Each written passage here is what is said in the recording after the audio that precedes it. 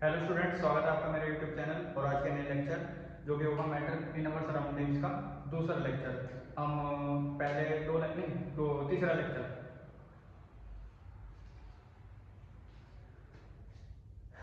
Hello students, मेरा नाम है अंशु। स्वागत है आपका मेरे यूट्यूब चैनल इनक्रेडिबल स्टडीज में और आज के नए लेक्चर जो कि होगा मैटर इन अवर सराउंडिंग्स का तीसरा लेक्चर। इसके दो लेक्चर हम पहले कंप्लीट कर चुके हैं। आज हम पढ़ने वाले हैं कि can matter change it's state. ठीक है, हम मैटर और मैटर के पार्टिकल्स और क्या बोलते हैं मैटर की स्टेट सारी डिस्कस कर चुके हैं। दो हमारी रह चुकी हैं, वो थोड़ी एक्स्ट्रा एफिशिएंसी वो हम अलग से वीडियो में कवर कर लेंगे। ठीक है, तो आज की हेडिंग रहेगी हमारी can matter change it's state. ठीक है, क्या मैटर अपनी स्टेट चेंज कर सकते हैं? हाँ, करेगा कौन? हम ही तो करेंगे। तो हम कर सकते हैं मैटर की स्टेट चेंज। तो लिखेंगे yes we can change state of matter. State of matter पर करेंगे कैसे? इसके लिए हमारे पास दो तरीके होंगे। Number one, by changing temperature और दूसरा होगा हमारे पास बाय चेंजिंग प्रेशर। ठीक है, दो तरीके से हम मैटर की स्टेट को चेंज कर सकते हैं। एक तो होगी हमारे पास उसका हम टेम्परेचर चेंज कर दे, कुछ कर दे, बढ़ा दे, कम कर दे, या फिर उसके ऊपर प्रेशर बढ़ा दे, कम कर दे। ठीक है, तो सबसे पहले हम पढ़ेंगे इफेक्ट ऑफ प्रेशर, यानी जो वो टेम्परेचर। जो हम टेम्परेचर चेंज करेंगे तब क्या होगा? Effect of temperature. ठीक है, टेम्परेचर का इफेक्ट पढ़ेंगे। नंबर वन पढ़ेंगे हम सॉलिड टू लिक्विड, यानी हम सॉलिड से लिक्विड में कैसे जाएंगे। डायग्राम के थ्रू समझा दूंगा, फिर हम क्या बोलेंगे उसकी डेफिनेशन वगैरह जो भी बनेगी वो लिखेंगे। ठीक है, समझो आपके पास एक कंटेनर है। ठीक है, आपने इसे एक बर्नर के ऊपर रख दिया और इसके अंदर से आपने इसे लाइट कर दिया। ठीक, आपने इसे जला दिया। अब यहाँ से हीट आ रही है, यहाँ से निकल रही है हीट। इसके अंदर आपने डाल रखा पानी, पानी सॉरी आइस, या कुछ भी सॉलिड ले सकते हो। जैसे अगर हमने आयरन ले लिया, इसके अंदर हमने आयरन डाल रखा सॉलिड फॉर्म में, कोई भी मेटल आयरन मान लिया। ठीक, अब हम इसे हीट कर दे, हीट करके हीट कर दे, करते करते करते एक टेम्परेचर ऐसा आएगा जब भी क्या हो जाएगा, पिघलना शुरू हो जाएगा।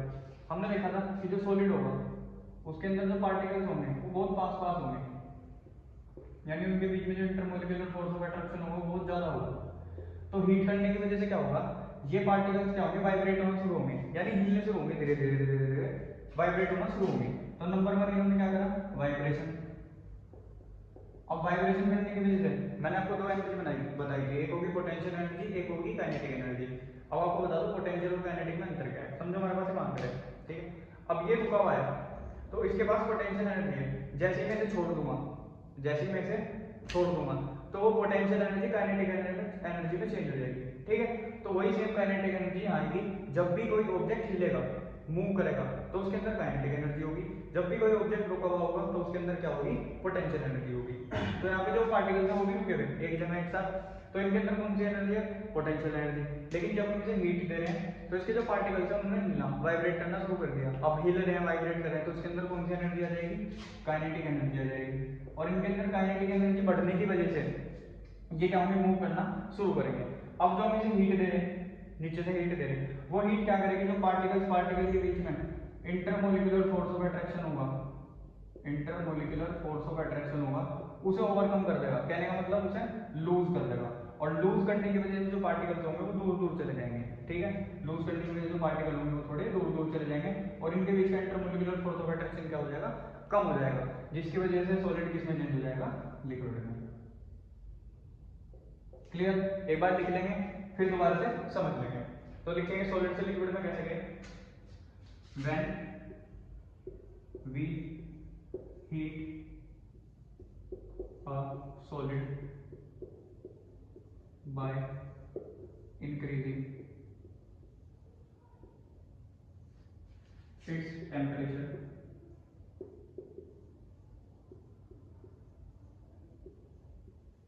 ठीक, टेम्परेचर तो क्या होगा, the particles start vibrating and gain kinetic energy, ठीक है। The heat overcomes the intermolecular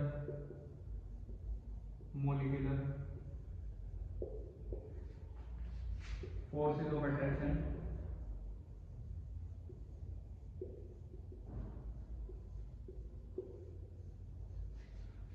थोड़ा लाइट हो जाएगा, intermolecular forces of attraction, particles move away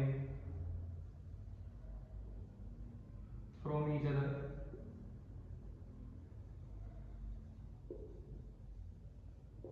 and leave their mean position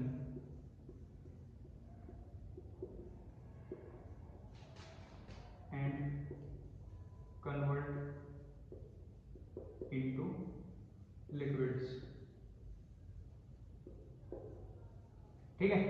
क्या पढ़ा हमने क्या करा, हीट करा, उस पर टेम्परेचर बढ़ा दिया, टेम्परेचर बढ़ाने की वजह से जो पार्टिकल्स थे उन्होंने वाइब्रेट करना शुरू कर दिया, वाइब्रेट करने की वजह से उनके पास क्या आ गई, काइनेटिक एनर्जी आ गई, काइनेटिक एनर्जी आई तो जो उसके अंदर हीट जा रही थी उसने क्या करा, जो उसके बीच में इंटरमोलिकुलर फोर्सेस ऑफ अट्रैक्शन थी उसे क्या कर दिया, कमजोर कर दिया, और जो पार्टिकल्स थे वो एक दूसरे से क्या होना शुरू हो गए, एक दूसरे से दूर जाना शुरू हो गए। अब मीन पोजीशन लीव करने का मतलब है पहले उनकी पोजीशन जो थी उसे बोलते हैं उसकी मीन पोजीशन, और उनके इंटरमोलिकुलर फोर्स ऑफ अट्रैक्शन कम होने की वजह से, काइनेटिक एनर्जी मिलने की वजह से जो उनकी पोजीशन थी वो डिफरेंट थे, यानी मतलब वो यहाँ थे तो दूर हो जाएंगे, दूर होंगे तो फोर्सेस कम होंगी, और कम होने की वजह से क्या हो जाएगा, उनके बीच में स्पेस ज्यादा होगा, जिसकी वजह से वो किस में कन्वर्ट हो जाएंगे, हमारे लिक्विड में कन्वर्ट हो जाएंगे, ठीक है।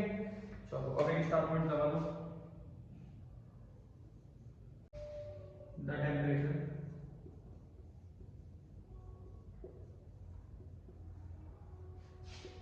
at which a solid melts into liquid at atmospheric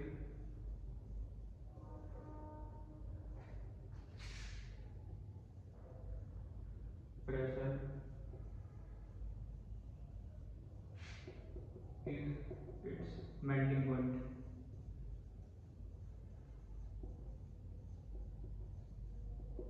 ठीक है।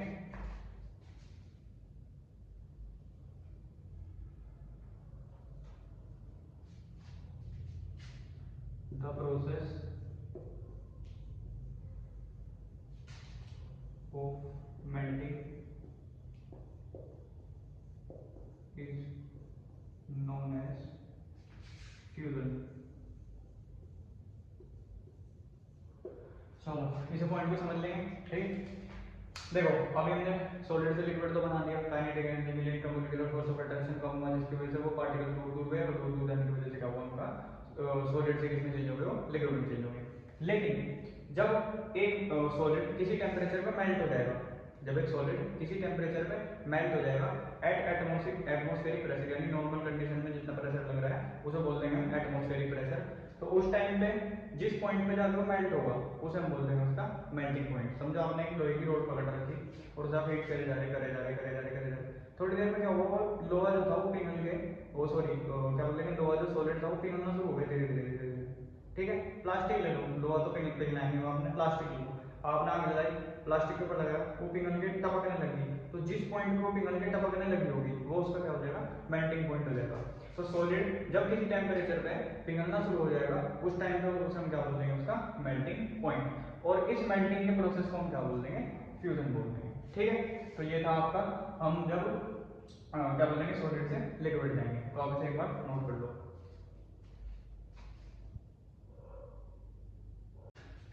तो नेक्स्ट हेडिंग लगा लो, लिक्विड टू गैस,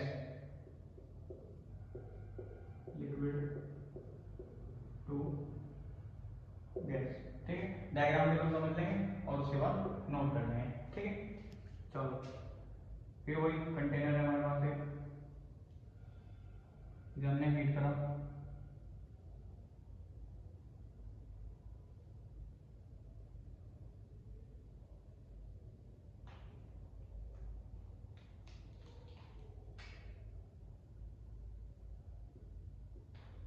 और इसके अंदर हमने रखा लिक्विड। हमने एक छोटा सा बॉक्स बनाया था, सॉलिड के पार्टिकल देखिए, लिक्विड के पार्टिकल थोड़े क्या होंगे, दूर दूर होंगे, इनके बीच में जो इंटरमोलिकुलर फोर्स ऑफ अट्रैक्शन होगा वो और भी कम होगा, और इन्हें मूव करने की जगह क्या मिलेगी, ज्यादा मिलेगी, वाइब्रेट करने की जगह क्या मिलेगी, ज्यादा मिलेगी। तो हमने इसे कर दिया हीट। अब हीट करने की वजह से क्या हुआ, ये सॉलिड से भी ज्यादा वाइब्रेट करने लगे, सॉलिड से भी ज्यादा वाइब्रेट करने लगे, और वाइब्रेट करते वक्त इनकी जो काइनेटिक एनर्जी थी वो सॉलिड से भी ज्यादा हाई होगी। अब इनकी काइनेटिक एनर्जी इतनी हाई होगी कि ये जो मॉलिक्यूल्स थे वो बिल्कुल एक दूसरे से डिटैच ही हो गए, कहने का मतलब इनका जो इंटरमोलिकुलर फोर्स ऑफ अट्रैक्शन था बिल्कुल कम ही हो गया। तो ये जो पार्टिकल्स थे यहाँ से एस्केप करना शुरू कर दिया, यानी जो सॉलिड था वो किसमें चेंज होना शुरू हो गया, सॉरी लिक्विड जो था वो किसमें चेंज होना शुरू हो गया, गैस में चेंज होना शुरू हो गया। ठीक है, तो क्या पढ़ा हमने हीट करा, वो बहुत तेज वाइब्रेट करने लगे, जिनकी वजह से उन्होंने क्या कर ली, बहुत ज्यादा काइनेटिक एनर्जी गेन कर ली, और उनके जो इंटरमोलिकुलर फोर्स ऑफ अट्रैक्शन था बिल्कुल ही कम हो गया, कहने का मतलब नेग्लिजिबल हो गया, बिल्कुल ना के बराबर। उसकी वजह से क्या हुआ, पार्टिकल्स एक दूसरे से अटैच नहीं रह पाए, तो वो किसमें चेंज हो गए, लिक्विड से गैस में चेंज हो गए, और जो सोल्यूशन था उसमें से एस्केप करना शुरू कर गए। तो इसमें हम लिख सकते हैं, when we supply heat energy to the liquid, its particle start vibrating very fast and gain kinetic energy. The intermolecular force of attraction become very less and particles start to escape from the solution। ठीक है, जो हमने पढ़ा समझा वो यहाँ पे लिख दिया। ठीक, अब एक स्टार पॉइंट बना लो, the temperature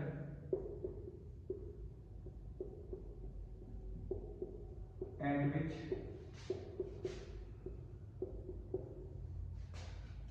a liquid changes into gas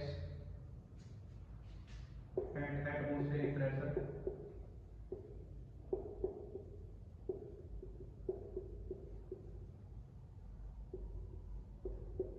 is its boiling point।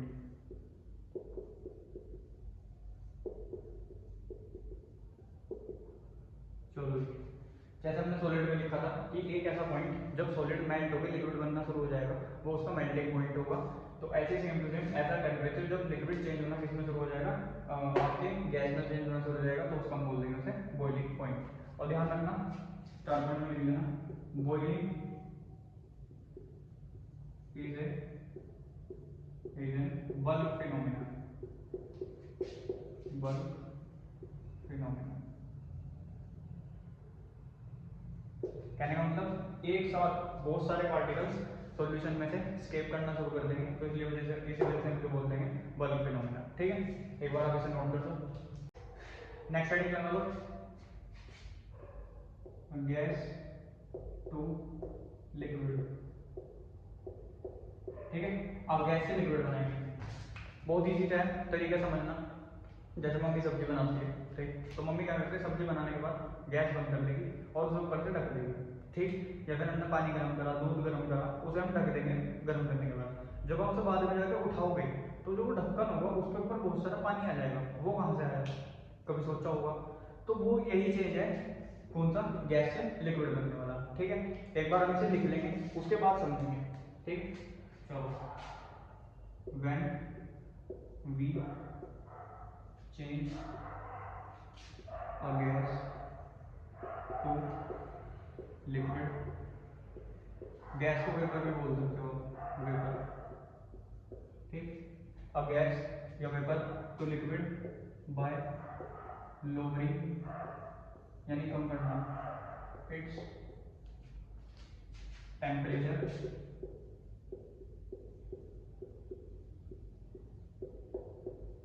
they lose so much kinetic energy and become closer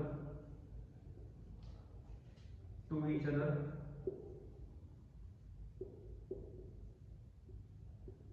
and move very slowly. They changes into liquid। ठीक है, कहने का मतलब क्या है, जब हम गैस को टेम्परेचर कम कर देंगे किसी भी गैस का, तो उसके अंदर जो पार्टिकल्स होंगे उनकी जो काइनेटिक एनर्जी होगी वो लूज हो जाएगी। अभी क्यों होगी, अभी आप पढ़ते आ रहे हो, हमने क्या करा, कोई भी सॉल्यूशन लिया, उसे हम हीट कर रहे हैं, हीट करने की वजह से क्या कर रहे थे, पार्टिकल्स वाइब्रेट कर रहे थे, वाइब्रेट कर रहे थे आगे पीछे। तो वाइब्रेट करने की वजह से क्या होती है, उसकी काइनेटिक एनर्जी बढ़ रही थी। ठीक है, लेकिन जब हमने उनका टेम्परेचर कम कर दिया, अब टेम्परेचर कम करने की वजह से क्या होगा, इनकी वाइब्रेशन क्या हो जाएगी, बंद हो जाएगी। वाइब्रेशन बंद होने की वजह से क्या होगी, काइनेटिक एनर्जी का लॉस होगा। ठीक है, उनमें से बहुत सारी काइनेटिक एनर्जी लूज हो जाएगी, जिसकी वजह से क्या होगा, जो पार्टिकल्स होंगे वो एक दूसरे के पास आना शुरू हो जाएंगे। थोड़ा सा उनके बीच में जो इंटरमोलिकुलर फोर्स ऑफ अट्रैक्शन होगा वो बढ़ जाएगा, और वो बढ़ने की वजह से क्या होगा, उनका मूवमेंट क्या हो जाएगा, कम हो जाएगा। और मूवमेंट जब कम होगा तो किसमें चेंज हो जाएंगे, लिक्विड से गैस में चेंज हो जाएंगे।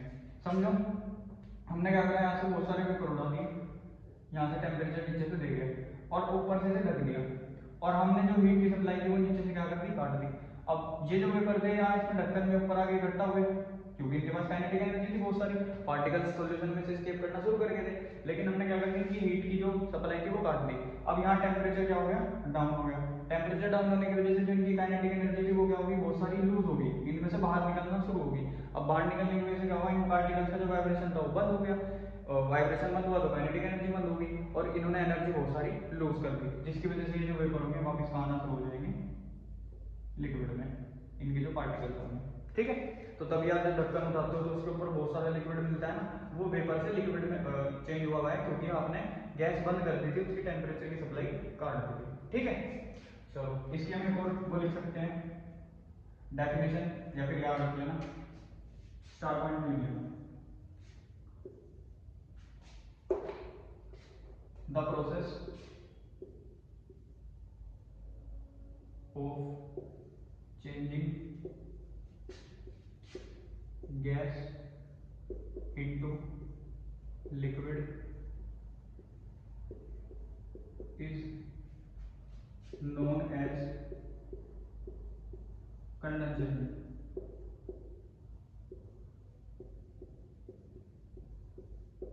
कंडेंसेशन, ठीक है, कैसे, क्योंकि उसको हम टेम्परेचर क्या कर देंगे, लो कर देंगे।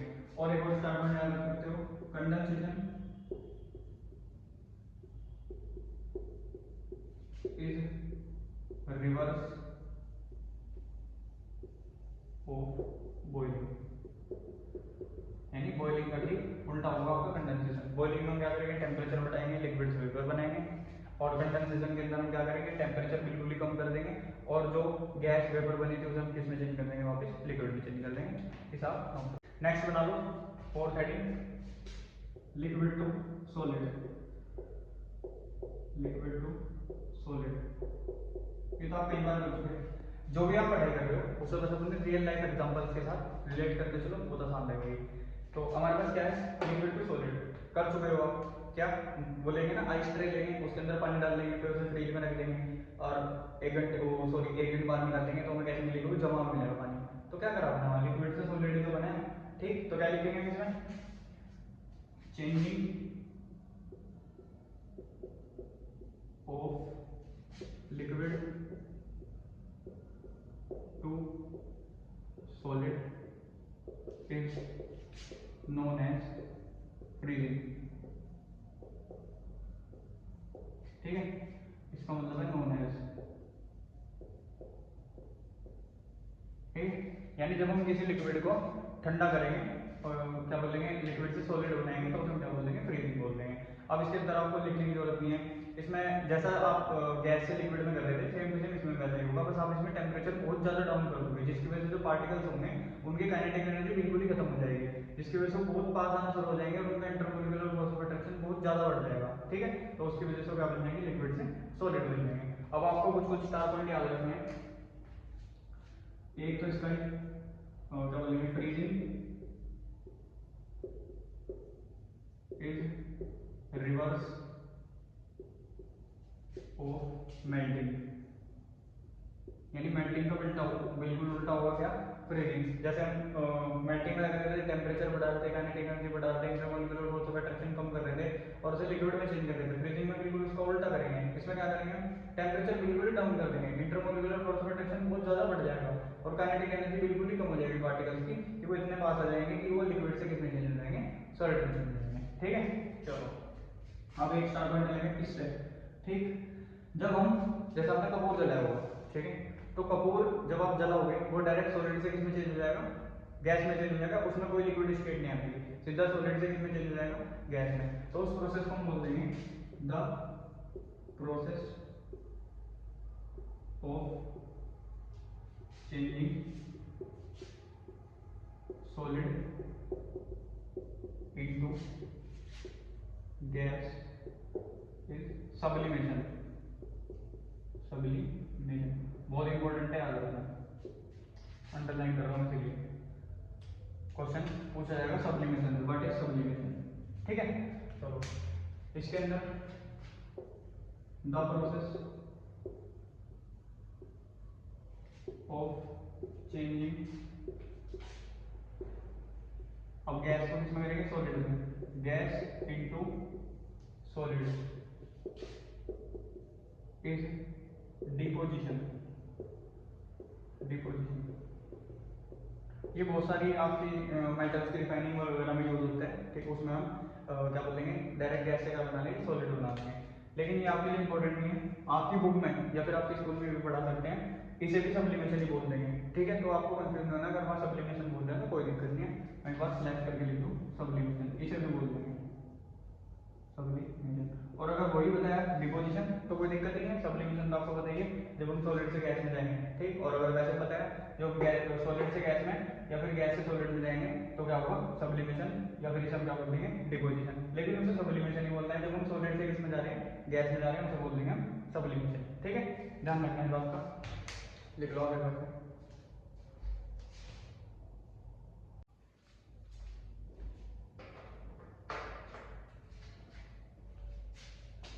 अब आप एक टेबल बना लो, आपके बहुत काम आएगी, ठीक है। समय में डाल दूंगा सॉलिड, लिक्विड, गैस, इजी तरीका इन सबको रिमेंबर करने का, सॉलिड से लिक्विड, लिक्विड से गैस, गैस से सॉलिड, फिर वापस गैस से लिक्विड, लिक्विड से सॉलिड, सॉलिड से गैस, ठीक है। चलो एक एक करके लिखना शुरू करेंगे। जब हम सॉलिड से लिक्विड जाएंगे तो क्या होगी, मेल्टिंग। अभी हमने पढ़ा सॉलिड से लिक्विड जाएंगे तो क्या बनेगी, मेल्टिंग बनेगी। जब हम लिक्विड से गैस जाएंगे तब क्या होगा, इवेपोरेशन, और जब गैस से सॉलिड जाएंगे तो क्या बनेगा, सब्लिमेशन।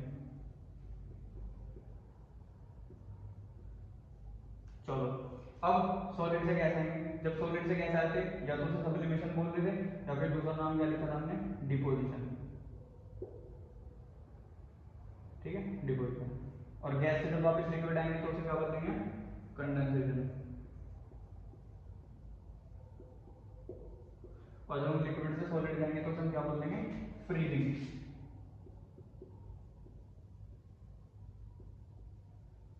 ये इंपॉर्टेंट टेबल है, इसे याद रख लेना, इंपॉर्टेंट टेबल। इससे आपको सारे समझ में आ जाएंगे कि कहाँ से क्या हो रहा है। जब हम सॉलिड से लिक्विड जा रहे हैं मेल्टिंग, लिक्विड से गैस जा रहे हैं कंडेंसेशन, गैस से सॉलिड जा रहे हैं सब्लिमेशन, सॉलिड से गैस जा रहे हैं डिपोजिशन या फिर सब्लिमेशन, गैस से लिक्विड आ रहे हैं कंडेंसेशन, लिक्विड से सॉलिड आ रहे हैं फ्रीजिंग। ठीक है, तो होप करता हूँ आपको ये लेक्चर बिल्कुल क्लियर हुआ होगा। इसके बाद नेक्स्ट लेक्चर में हम ये वाला चैप्टर बिल्कुल एंड कर देंगे, उसके बाद दूसरा चैप्टर शुरू करेंगे अपना केमिस्ट्री का। ठीक है, तब तक के लिए ओके बाय, थैंक्स फॉर।